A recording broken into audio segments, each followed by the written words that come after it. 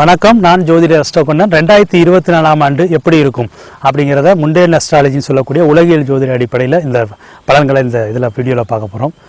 இந்த வருடத்துடைய அமைப்பு அப்படின்னு பார்க்கும்போது காலப்புருஷ தத்துவம் என்று சொல்லக்கூடிய மேசத்துக்கு 11 அதாவது கும்பத்தில் சனி இருக்கக்கூடிய அமைப்பு அப்படிங்கிறது பொருளாதாரத்தில் நல்ல வளர்ச்சியை தரக்கூடிய அமைப்பில் இருக்கும்.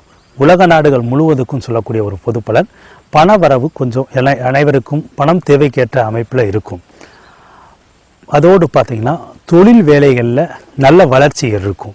தொழில் வேலைகளில் பெரிய வளர்ச்சிகள் உண்டு. புதிய கண்டுபிடிப்புகளால் ஆதாயங்கள் உண்டு. காற்று ராசியில் இருக்கக்கூடிய சனி, லாபஸ்தானத்தில் இருக்கக்கூடிய சனியானவர் விரைவான பலன்கள் தரக்கூடிய தொழில்நுட்பங்களை வளர்த்துக்கொள்வார். அதே போல் உங்களுக்கு குரு இந்த மேசத்தில் சஞ்சரிக்கக்கூடிய அமைப்பானது ஆன்மீகத்தில் மக்களுக்கு அதிக நாட்டங்கள் அதிகரிக்கும். ஆன்மீக சுற்றுலா செல்வார்கள். அதோடு தெய்வ வழிபாட்டுகள்லையும் தியானம் அல்லது இது போன்ற தவம் போன்ற விஷயங்களில் அதிகம் ஈடுபடக்கூடிய ஒரு அமைப்பு உண்டு. அதோடு உடற்பயிற்சி செய்வது, புதிய முதலீடுகள் அதிகம் கிடைப்பது உலகமெங்கும் நடக்கக்கூடியது. எந்த நாடுகளாக இருந்தாலும் மற்ற நாடுகள் மூலமாக முதலீடுகள் அதிகரிக்கக்கூடிய ஒரு வருடமாக இந்த வருடம் இருக்கும்.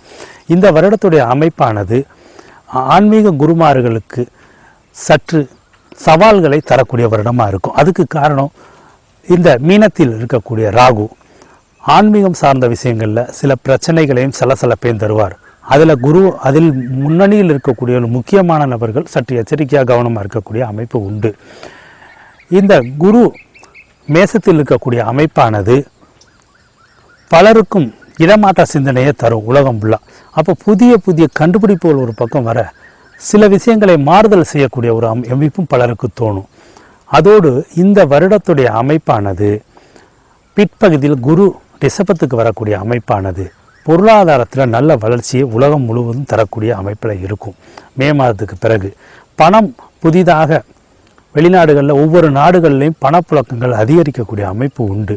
புதிதாக அந்த பணம் சார்ந்த விஷயங்களில் புதிய தொழில்நுட்பங்கள் மூலம் வளர்ச்சிகளையும் கிடைக்கக்கூடிய ஒரு வருடமாக இருக்கும். இந்த வருடத்தில் உணவு உற்பத்திகள் அதிகரிக்கக்கூடிய ஒரு காலகட்டமாகவும் இருக்குது. உலகம் முழுவதும் பார்த்திங்கன்னா உணவு உற்பத்தி கொஞ்சம் பெருகும். எப்படி பணம் சார்ந்த விஷயங்கள் வளர்ச்சி அடையுதோ அந்த அளவுக்கு உணவு சார்ந்த விஷயங்களும் வளர்ச்சி அடையும். அதோடு இந்த வருடத்தில் பார்க்கக்கூடிய அமைப்பில் இந்த ராகுவானவர் மீனத்தில் சஞ்சரிக்கக்கூடிய அமைப்பானது கடல் சார்ந்த விஷயங்களில் கொஞ்சம் கவனமாக இருக்கணும். கடல் சார்ந்த பயணங்களில் நமக்கு சில பிரச்சனைகளை தர வாய்ப்பு உண்டு. நீர்நிலைகள் சார்ந்த விஷயங்கள்லையும் சில பிரச்சனைகள் உண்டு. அது எந்த மாதிரினா இந்த கடல் உள்வாங்குதல் அல்லது கடல் அலைகளால் பிரச்சனைகள், இது போன்ற நீர் சம்பந்தப்பட்ட பிரச்சனைகள் உண்டு. அதுபோக கடலில் செல்லக்கூடிய அந்த உயிரினங்களில் விசித்திரமான உயிரினங்கள் தென்படக்கூடிய அமைப்பும் அது பிடிபடக்கூடிய அமைப்பும் உண்டு.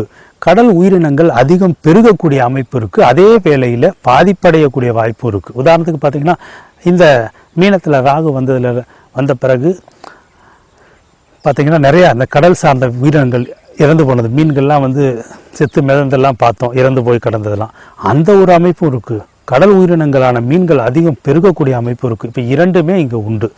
அதோடு பார்த்திங்கன்னா எல்லை பிரச்சனைகள் நாடுகளுக்கிடையே ஏற்படக்கூடிய வாய்ப்பு இருக்குது. மற்றபடி இந்த வருடம் பொருளாதார வளர்ச்சி உலகம் முழுவதும் கொடுக்கக்கூடிய அமைப்பிலையும் புதிய தொழில்நுட்பத்தால் வளர்ச்சியை கொடுக்கக்கூடிய அமைப்பிலையும் தொழில் வேலை வாய்ப்புகள் அதிகம் கிடைக்கக்கூடிய வாய்ப்பு இருக்குது. இப்போது தொழிலாளர்களுக்கு வேலை வாய்ப்பு கிடைக்கும். தொழிற்சங்கங்களில் இருக்கக்கூடிய பிரச்சனைகள் தீரும். இந்த வருடம் சிறப்பான ஆண்டாக அமைய இறைவனை வேண்டுகிறேன். நன்றி, வணக்கம்.